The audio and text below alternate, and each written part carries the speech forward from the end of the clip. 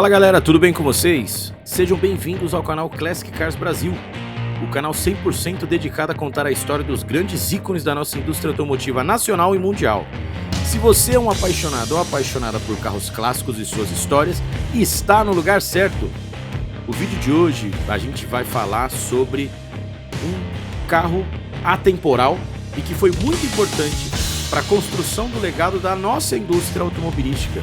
Uma vez que na década de 60, quando ele foi lançado, no fim da década de 60, nós tínhamos veículos de alta performance vindos somente de fora do país.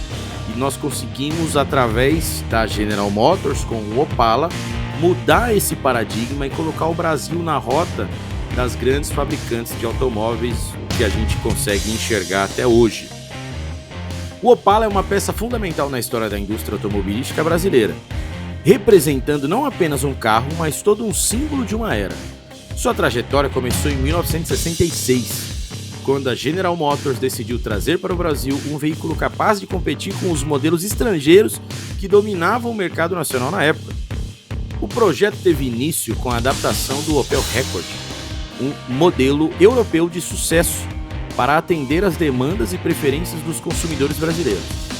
O Opala foi concebido como um carro de design elegante, linhas suaves e proporções equilibradas, características que rapidamente cativaram o público. Finalmente, em 1968, o Opala foi lançado oficialmente, marcando o início de uma jornada lendária. Sua estreia foi acompanhada por uma variedade de opções de motores de 6 cilindros que ofereciam potência e desempenho superiores em relação aos modelos concorrentes da época. Os primeiros modelos a serem lançados de Opala, lá em 1968, foram o Standard e o Luxo. O Opala Standard era a versão de entrada da linha, oferecendo um design elegante e sóbrio. Estava disponível com opções de motores de 6 cilindros, inicialmente com 2.500 cilindradas e posteriormente com 3.000 cilindradas. O acabamento interno era mais simples, com menos opções de luxo e conforto em comparação com as versões superiores. Introduzido como uma versão intermediária, o Opala Especial acrescentava alguns recursos de conforto e conveniência. Disponível com os mesmos motores de 6 cilindros do Opala Standard, mas com opções de acabamento interno mais refinadas. Oferecia detalhes cromados adicionais e mais opções de cores externas, permitindo aos compradores uma maior personalização. A versão Opala Luxo, como o nome sugere, destacava-se pelo seu acabamento refinado e luxuoso. Equipado com os mesmos motores de 6 cilindros, o Opala Luxo oferecia ainda mais opções de conforto, como bancos com revestimento em couro e acabamentos internos em madeira. Era a escolha preferida para aqueles que buscavam um carro com uma experiência de condução premium. Aí a gente tem que abrir um parêntese aqui rapidinho para falar sobre como tudo era feito naquela época, né? Mesmo a opção Standard do Opala, em comparação com os veículos populares da época, a gente, nos vídeos anteriores, por exemplo, já falamos de Fusca e de Brasília, mesmo a versão mais simples do Opala, lançado na época, batia de frente com as versões topo de linha, digamos assim, dos veículos populares. Então é bom a gente frisar que o Opala não veio para brigar com os carros populares. Desde os modelos de entrada, o Opala tinha sim a missão de brigar com os modelos importados da Europa e principalmente os muscle cars americanos, que eram carros que prezavam pela potência nas versões mais básicas, e as versões mais luxuosas, além da potência, tinham um nível de conforto ainda maior. Mas, repetindo, o Opala nunca foi um carro popular, desde o seu lançamento. Em 1971, houve, talvez, o início do ápice do Opala no Brasil, com o lançamento da versão SS, a versão Super Sport do Opala. Eu vou deixar para falar dessa versão no final porque ela me pega de um jeito diferente. Eu gosto muito, mas muito, dos Opalas SS. Então, vamos esperar, vamos aguentar até o final do vídeo, fica aqui até o final do vídeo e a gente fala um pouco mais sobre o SS.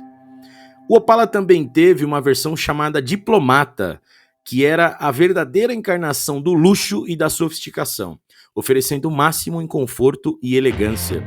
Disponível com os mesmos motores potentes do SS, o Diplomata se destacava pelos acabamentos refinados, como bancos em couro, ar-condicionado e vidros elétricos. Era a escolha preferida dos consumidores que buscavam um carro de alto padrão para uso executivo ou pessoal. O que não tinha de dono de empresa, de chefe de setor, de executivo, de gerente de banco, enfim, de pessoas que tinham condições financeiras para isso, comprando principalmente o Diplomata ali entre metade da década de 80 e metade a segunda metade da década de 80 e a primeira metade da década de 90, não está escrito. Esse carro vendeu muito. Ele já vinha com um visual mais quadradão, né, mais voltado para carros ali anos 80, 90 mesmo, que é a era dos quadrados, né? Só que ele tinha um requinte absurdo para a época.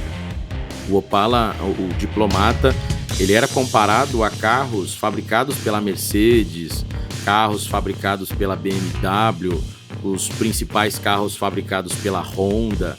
Ele não ficava devendo para ninguém, tanto em performance quanto em elegância. Era um carro muito bonito, mas muito bonito mesmo.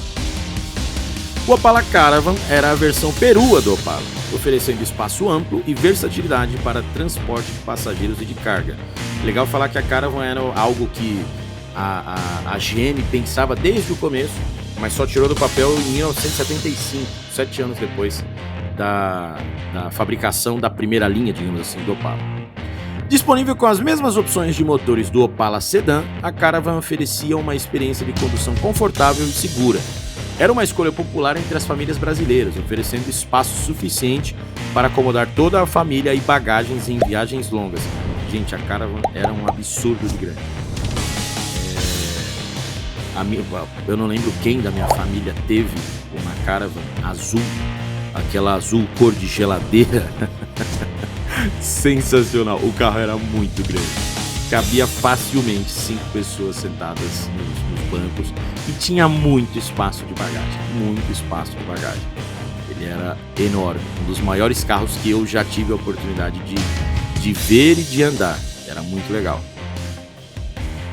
Cada uma dessas versões contribuiu para a história rica e variada do Opala, tornando-o um ícone do automobilismo brasileiro e um objeto de desejo para muitos entusiastas até os dias de hoje. O Opala realmente ele veio e marcou história, ele não é um carro que simplesmente passou pelo nosso mercado, ele passou e deixou o seu registro aqui, e isso é muito legal. E aí, voltando um pouquinho, a gente não pode deixar de fora a quase que perfeição, assim, quase que combinação perfeita entre performance e estilo que a gente enxerga na versão SS do Opala. A partir de 1971, o Opala SS realmente fez história. A sigla SS, como eu já havia dito, significava Super Sport e representava a versão mais esportiva e potente do Opala. O modelo SS foi introduzido como uma resposta à demanda por carros de alta performance no Brasil. Ele era equipado com um motor de 6 cilindros em linha, maravilhoso de ver e ouvir, inicialmente com 4.100 cilindradas e posteriormente com 4.400 cilindradas, que entregava uma potência impressionante para a época, não só para a época, até hoje em dia. O design do Opala SS também era marcante, demais, com sua grade frontal diferenciada, faixas decorativas nas laterais e rodas esportivas. No interior, os bancos eram mais envolventes e o painel de instrumentos era voltado para o motorista, reforçando a sensação esportiva. O Opala SS ganhou destaque nas pistas de corrida, participando de diversas competições automobilísticas no Brasil. Sua performance e confiabilidade o tornaram um favorito entre os pilotos entusiastas do automobilismo. Realmente é um carro que ele veio... É como hoje em dia, quando as grandes montadoras elas fazem automóveis, igual, sei lá, a Ford quando fez o GT40, que era um carro de rua homologado para pista. O Opala é isso, ele é um carro de rua que ele pode andar no trânsito de acordo com com as regras e leis, mas ele é homologado para pista também. Justamente por conta desse desempenho absurdo que ele tinha. Isso era muito legal de ver. Ao longo dos anos, o Opala SS passou por diversas atualizações e melhorias, mantendo-se relevante no mercado brasileiro até o final dos anos 80, quando foi descontinuado.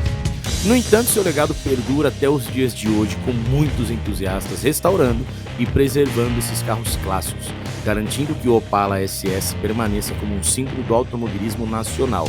Eu já vi pessoas vendendo um SS, principalmente da primeira geração, que para mim é a mais bonita, antes do facelift ali na primeira metade da década de 70, eu já vi gente vendendo esse veículo a 300, 400 mil reais.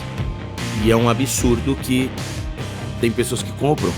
Eu, se eu pudesse, compraria um desses, porque eu realmente sou apaixonado por esse carro, de verdade mesmo. Eu acho que o Opala SS é uma das maiores coisas já fabricadas pela indústria automobilística nacional.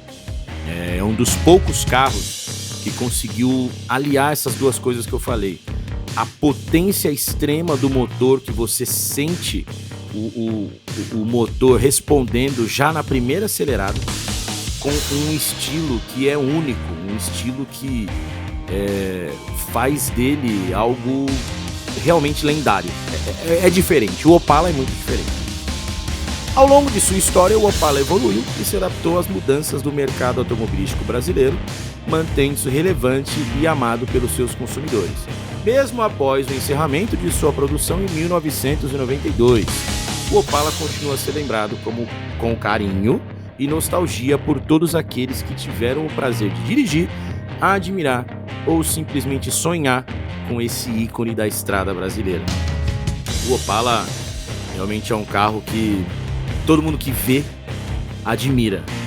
Ele é imponente, ele é grande, ele é forte.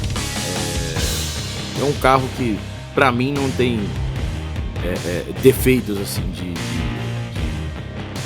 design, de fabricação, de ideia. É uma pena que a gente não tenha hoje em dia mais automóveis assim, voltados para o brasileiro só. Hoje em dia o mercado está muito mais globalizado, eu sei, mas seria legal se a gente tivesse uma versão de novo, mais pensada no público nacional, uma versão que fosse fora da curva, como o Opala foi quando lançado, enfim. Fica aí, né, o registro histórico de mais um veículo que passou, como eu disse, aqui pela nossa indústria, foi fabricado, encerrou a fabricação e deixou o seu legado, deixou a sua marca, né?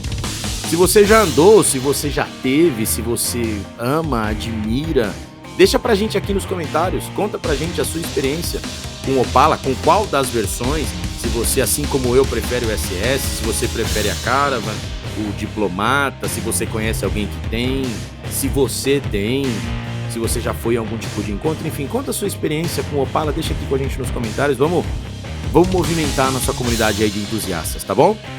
Gente, por hoje é isso. Agradeço muito vocês por acompanharem o vídeo, por chegarem até o final do vídeo, de verdade. Aquele recadinho básico, né? Não sair do vídeo sem deixar o like. Não esqueçam de deixar o like no vídeo, compartilhar o vídeo com os amigos, nos grupos e principalmente se tornar nosso inscrito. Então é isso, muito obrigado. Espero ver vocês no próximo vídeo. Um abraço e tchau, tchau!